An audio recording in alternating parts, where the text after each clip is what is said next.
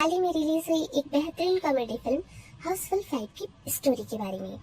Friends, आपने इस film के दो अलग अलग क्लाइमेक्स 5A और 5B के बारे में तो सुना ही होगा। ये फिल्म एक सस्पेंस कॉमेडी फिल्म है जिसमें फिल्म की शुरुआत में ही हमें एक डॉक्टर का मर्डर सीन दिखाया जाता है। फिल्म की पूरी स्टोरी 5A और 5B दोनों ही फिल्मों में बिल्कुल एक जैसे है, लेकिन बात जब आती है क्लाइमेक्स सीन की जहाँ पे किलर को रिवील किया जाता है, उस टाइम पे ही हमें दोनों ही फिल्मों में डिफरेंस देखने मिलता है, क्योंकि दोनों ही फिल्मों में अलग अलग किलर को दिखाया जाता है और उसके हिसाब से दोनों ही फिल्मों की एंडिंग अलग अलग होती है। इस वीडियो में हम आपको दोनों ही फिल्मों की पूरी स्टोरी के बारे में बताएंगे, तो वीडियो को लास्ट तक जरूर देखना। और अगर आपको ये वीडियो अच्छा लगे तो वीडियो को लाइक करना और चैनल को सब्सक्राइब करना। चलिए बात करते हैं फिल्म की स्टोरी के बारे में। फिल्म की स्टोरी की शुरुआत होती है एक क्रूज शिप से, जहाँ पे खून में लिपटा हुआ एक डॉक्टर भाग रहा होता है और उसके पीछे मास्क पहने हुए एक किलर होता है। किलर फाइनली डॉक्टर को पकड़ के मार ही डालता है, जिसके बाद कहानी हमें 2 दिन पीछे की दिखाई जाती है, जब अमेरिका का 7वां सबसे अमीर आदमी अजीत डोभियाल उस शिप पर अपना 100वां जन्मदिन मनाने आता है। उस शिप पर अजीत के साथ साथ उसके कई बोर्ड ऑफ डायरेक्टर्स भी होते हैं और उसका बेटा देव भी होता है। पर अजीत को एकदम से हार्ट अटैक आ जाता है, जिसके थोड़ी देर बाद ही अजीत मर जाता है। तो अजीत के लॉयर ने यहाँ उसकी होलोग्राम व्हील चलाई, जिसके बाद अजीत अपने सभी बोर्ड ऑफ डायरेक्टर्स और साथियों से बात करता है और बताता है कि उसकी सारी प्रॉपर्टी का वारिस उसकी पहली बीवी का बेटा जॉली है, जिसके बारे में यहाँ पे मौजूद किसी भी आदमी को कुछ भी पता नहीं होता। अजीत कहता है कि जॉली को पहचानने का एक तरीका है कि जॉली के बम पे एक निशान है, वो लेफ्ट हैंडेड है और उसकी एक फॉरेनर बीवी है। वो जल्दी ही शिप पे तुम सबसे मिलने आएगा। अजीत अपनी दूसरी बीवी के बेटे देव को कहता है कि बेटा ये तुम्हारी रिस्पॉन्सिबिलिटी है कि जॉली को उसका हक मिले। अजीत कहता है कि अगर जॉली किसी वजह से भी यहाँ नहीं आता है तो मेरा सारा एम्पायर तुम सब लोग आपस में बांट लेना। और ये सुनने के बाद सभी लोग दुखी हो गए, क्योंकि उनको बिल्कुल भी आइडिया नहीं होता कि अजीत का एक दूसरा बेटा जॉली भी है। और अब वो सभी इस कभी न दिखने वाले जॉली का वेट करने लगते हैं, जो यहाँ पे शिप पर अजीत की बर्थडे पार्टी के लिए आने वाला होता है। और वो सब लोग अजीत की जो बर्थडे पार्टी होने वाली थी वो इसको कैंसिल नहीं करते, क्योंकि अगर अजीत की मौत की खबर बाहर आती तो उनका स्टॉक बहुत ज्यादा नीचे गिर जाता। जिसके बाद टाइम आता है जॉली के आने का। तो यहाँ पर एक आदमी जलाबुद्दीन उर्फ जॉली आता है। वो कहता है कि देखो मेरे बम पे निशान है, मैं लेफ्ट हैंडेड हूँ और मेरी बीवी अफगानिस्तान से है। तो जलाबुद्दीन की इस बातों पर सभी विश्वास कर लेते हैं। तभी यहाँ पे एंट्री होती है एक और जॉली की, यानी जॉली नंबर 2 जलभूषण। वो भी अपने बम पे मार्क दिखाता है, बताता है कि वो लेफ्ट हैंडेड है और बताता है कि उसकी बीवी श्रीलंका से आई हुई है। अब ये देख के देव गुस्सा हो जाता है, लेकिन वो सोचता है कि कोई बात नहीं, मैं खुद ही पता कर लूंगा कि तुम दोनों में से असली जॉली कौन है। तभी वहाँ पे फिर से एंट्री होती है जॉली नंबर 3 यानी जूलियस की, जिसे देख के तो अजीत का तोता गुच्ची कहता है कि ये तो वही आदमी है जिसने सालों पहले मेरे पिता को मारा था। किसी को भी तोते की बात समझ नहीं आती, लेकिन अब यहाँ पे जूलियस जो होता है वो सबसे पूछता है कि मेरे पापा कहाँ हैं, जिस पर देव उन्हें बताता है कि उनकी तो डेथ हो चुकी है। ये सुनते ही तीनों जॉली रोने का नाटक करने लगते हैं, लेकिन जूलियस कहता है कि ये दोनों असली जॉली नहीं है, असली जॉली तो मैं हूँ। मेरी वाइफ को देखो, जो इनकी तरह नकली फॉरेनर नहीं बिल्कुल असली फॉरेनर लगती है, वह नेपाल से है। जूलियस की बीवी जिसका नाम कांची होता है वो भी कहती है कि मेरा हस्बैंड ही असली जॉली है। तीनों जॉली और उनकी बीवियां आपस में लड़ने लगते हैं, जिसको देख के देव बहुत ज्यादा गुस्सा हो जाता है और कहता है कि बस बहुत हुआ, यहाँ पे कोई अमर अकबर एंथनी की फिल्म नहीं चल रही। देव कहता है कि वो खुद ही पता कर लेगा कि उन तीनों में से असली जॉली कौन है, और इसलिए वो अपने डॉक्टर से कहता है कि इन तीनों का डीएनए टेस्ट करो, पता चल जाएगा कि असली जॉली कौन है, और मुझे कल सुबह 10 बजे तक रिजल्ट चाहिए। और इसके बाद वो कहता है कि तब तक हमारे इन वीवीआईपीज को एंटरटेन करो। तो शिप पे पार्टी होनी शुरू हो जाती है और यहीं पे हम देखते हैं कि आखिरी पास्ता ड्रिंक में कुछ मिलाता है, लेकिन वो ड्रिंक गलती से तीनों जॉली और उनकी बीवियां पी गई। इसके बाद हम देखते हैं अगले सीन को, जहाँ पे डॉक्टर की लैब में किलर जो होता है वो मास्क लगा के डीएनए टेस्ट के साथ छेड़छाड़ कर रहा होता है। तभी वहाँ पे डॉक्टर आ जाता है और वो उसे ऐसा करते हुए देख लेता है, जिसके बाद किलर डॉक्टर को मार देता है। अब यही कहानी हम आगे देखते हैं कि जब सुबह होती है और जूलियस की नसें से आंख खुलती है, पर उसके साथ बिस्तर पे जलभूषण की पत्नी सैला होती है।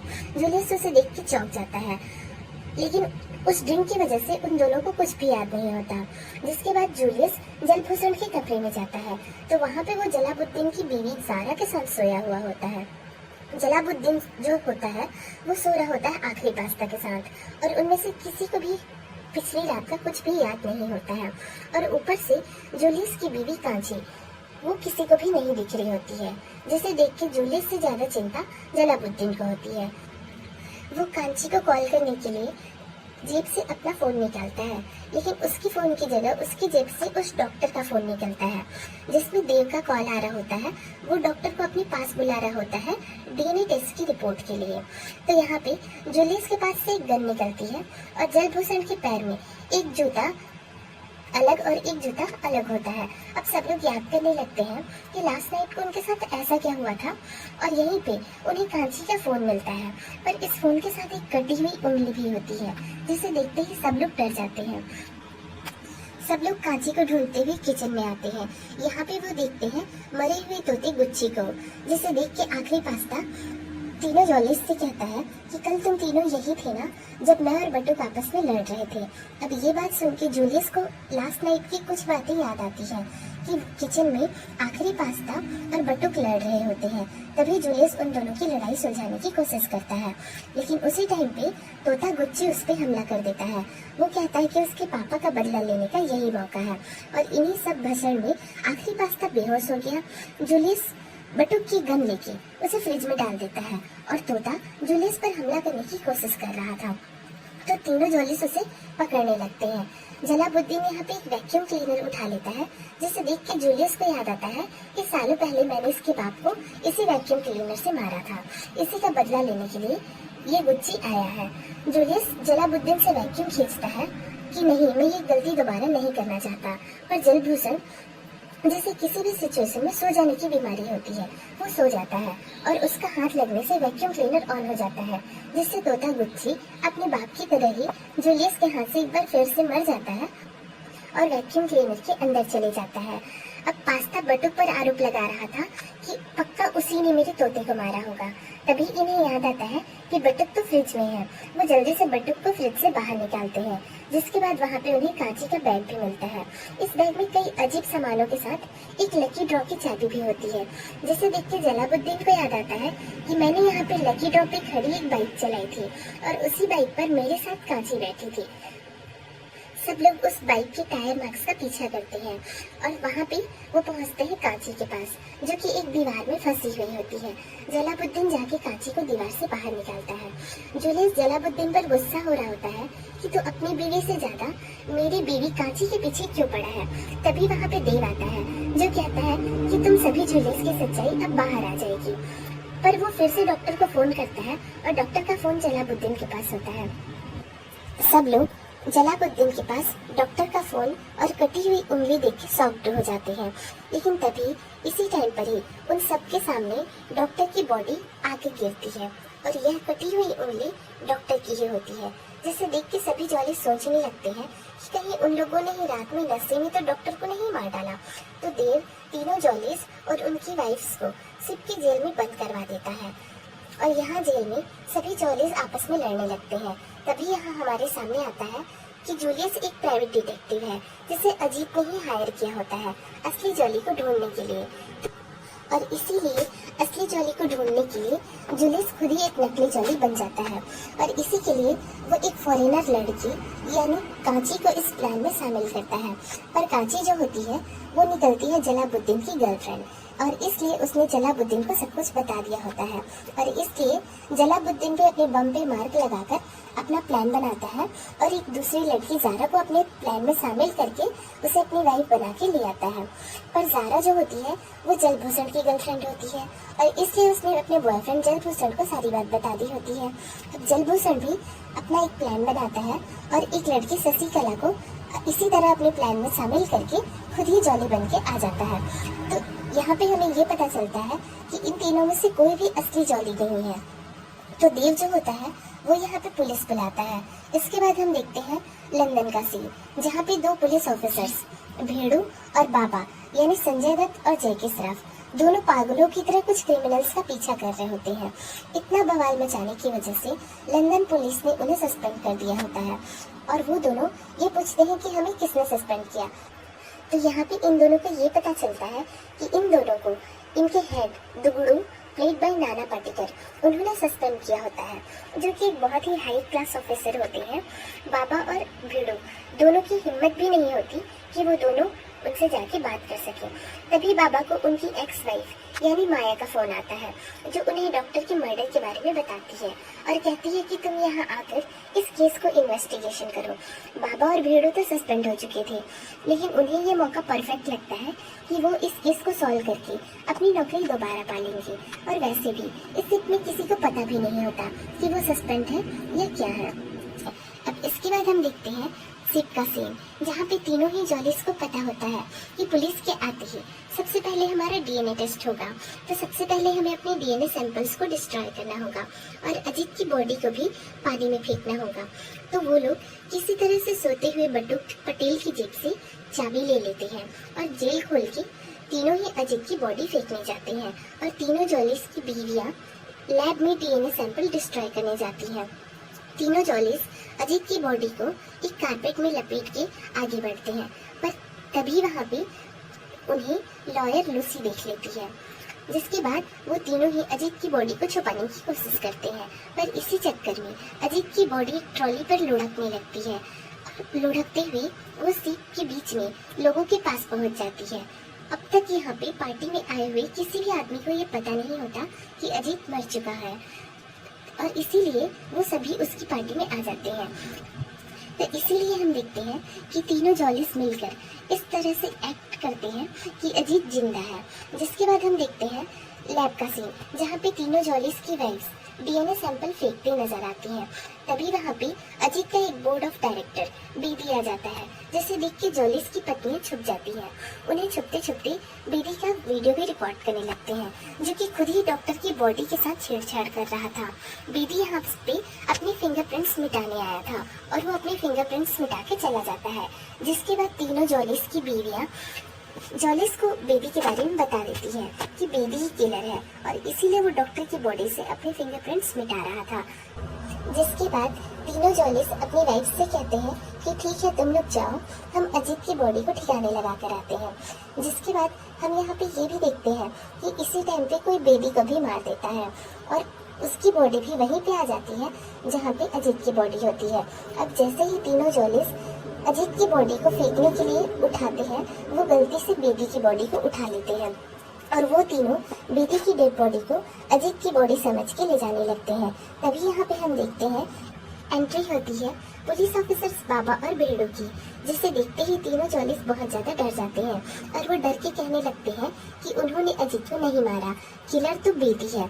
जिसे देख के बाबा और भेड़ू कहते हैं कि अगर किलर बेदी है तो उनके पास जो बॉडी है वो किसकी है।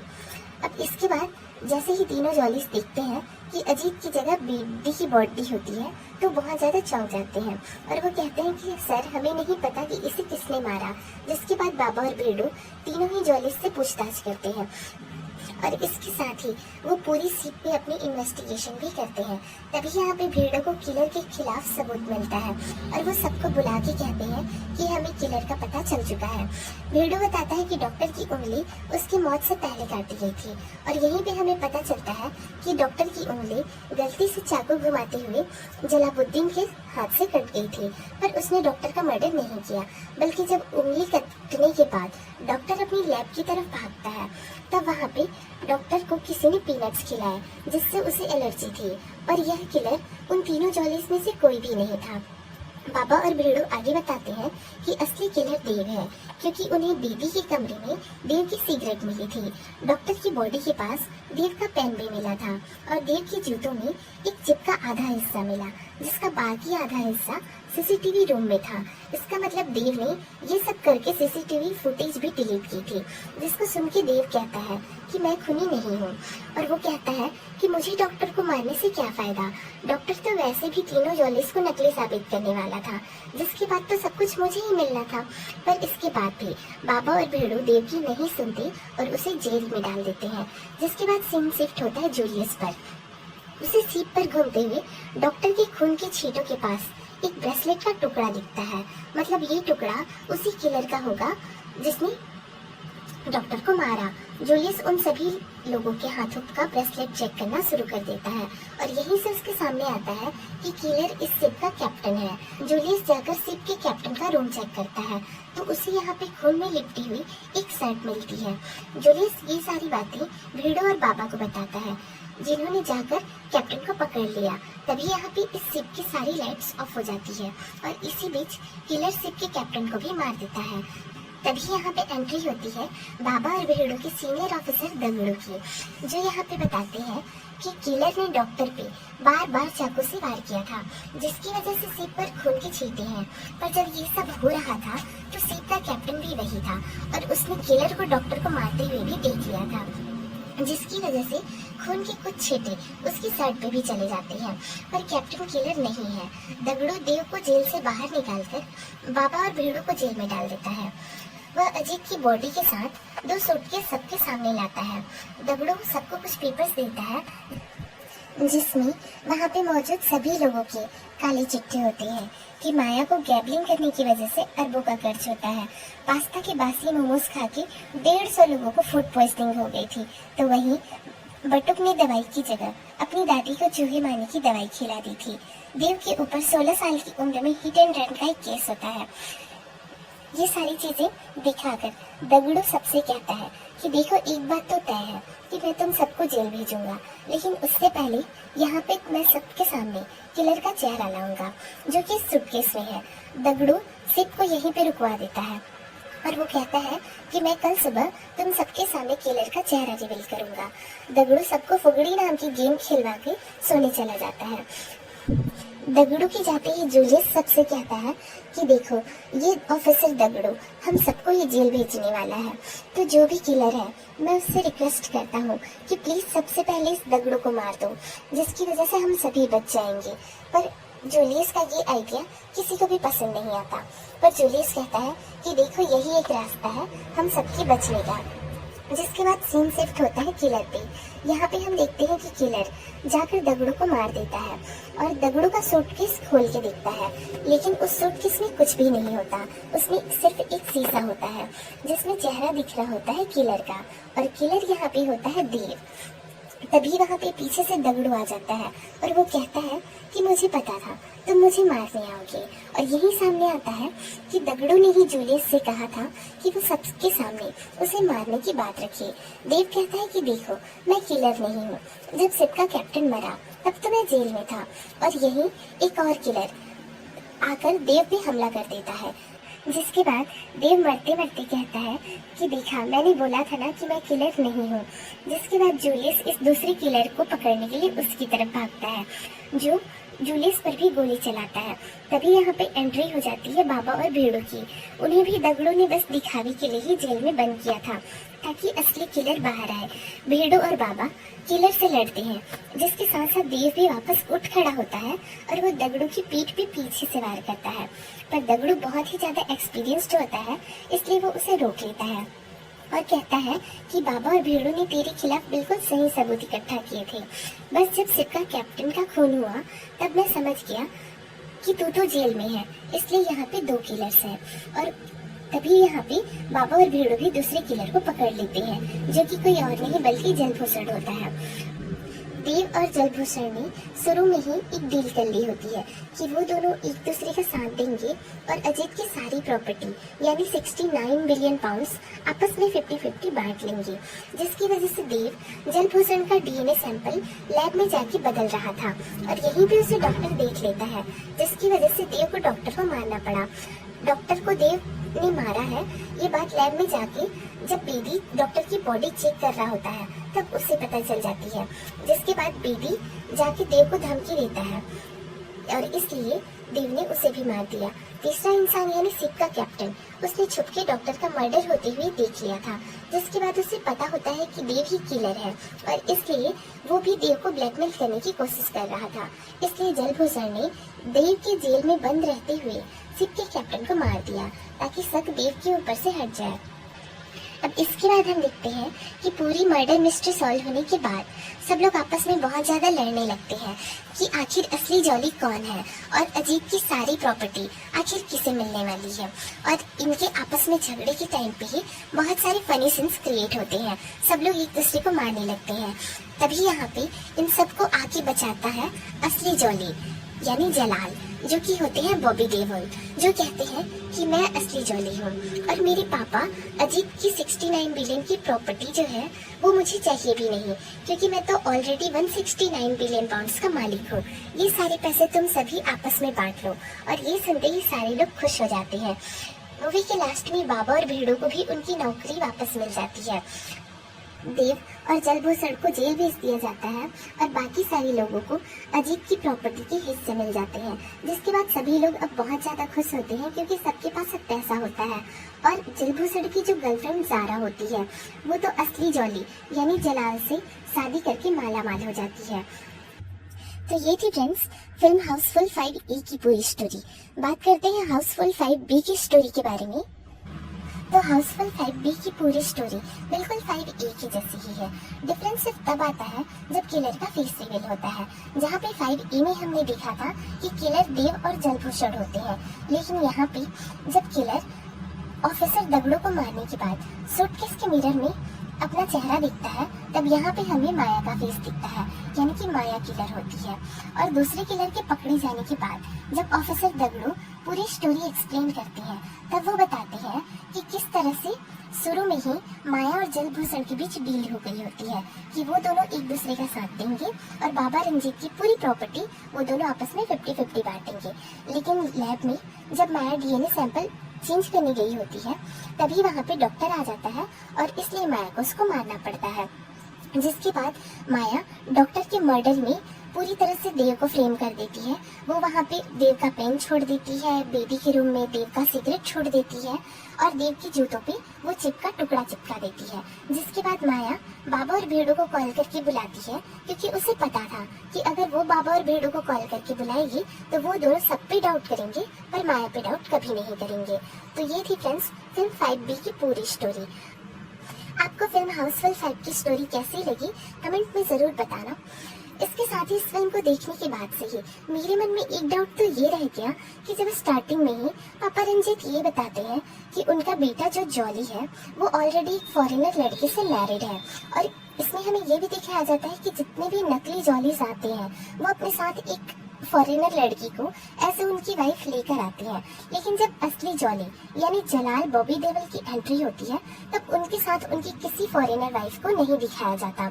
उल्टे फिल्म के लास्ट में जलभूषण की जो गर्लफ्रेंड जारा होती है वो असली जॉली यानी जलाल से शादी कर लेती है। तो असली जॉली की पहली वाली फॉरेनर बीवी का क्या हुआ ये तो फिल्म में दिखाया ही नहीं गया। इसके अलावा 5A और 5B की अगर स्टोरी का कंपैरिजन करें तो मुझे तो 5B की स्टोरी ज्यादा अच्छी लगी, क्योंकि माया का फिल्म की स्टोरी के हिसाब से किलर होना ज्यादा रिलेटेबल था। आप अपने थॉट्स कमेंट में जरूर बताना कि आपको हाउसफुल 5A या 5B दोनों में से किसकी स्टोरी ज्यादा अच्छी लगी। इसके अलावा हाउसफुल फ्रेंचाइजी की कौन सी पार्ट आपकी फेवरेट है ये भी कमेंट में जरूर बताना। अगर ये वीडियो अच्छा लगा हो तो प्लीज इस वीडियो को लाइक करना और इसी तरह के कंटेंट के लिए हमारे चैनल द बॉलीवुड हट को सब्सक्राइब करना। Thank you.